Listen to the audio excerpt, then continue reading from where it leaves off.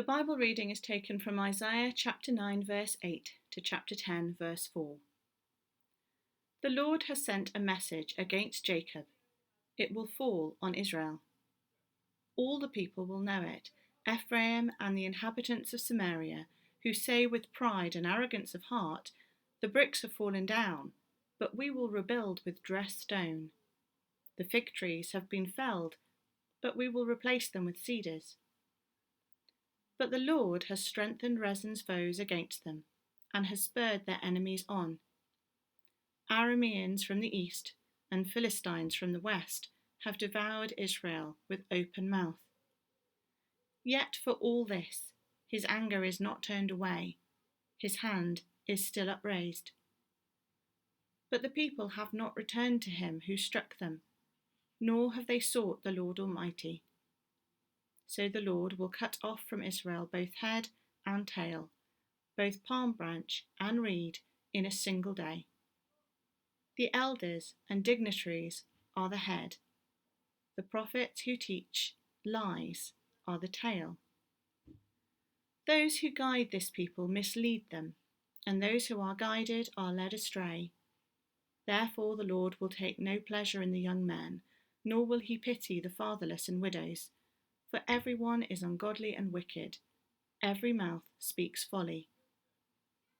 Yet for all this, his anger is not turned away, his hand is still upraised. Surely wickedness burns like a fire, it consumes briars and thorns, it sets the forest thickets ablaze, so that it rolls upwards in a column of smoke. By the wrath of the Lord Almighty, the land will be scorched, and the people will be fuel for the fire. They will not spare one another. On the right they will devour, but still be hungry.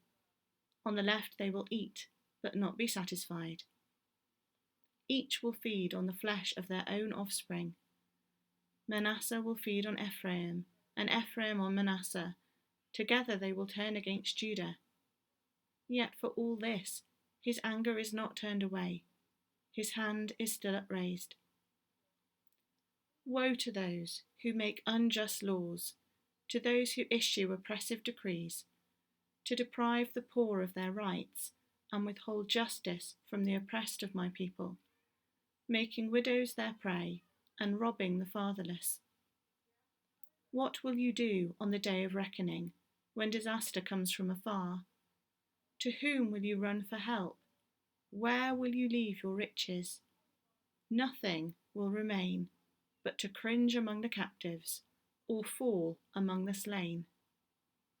Yet for all this, his anger is not turned away, his hand is still upraised.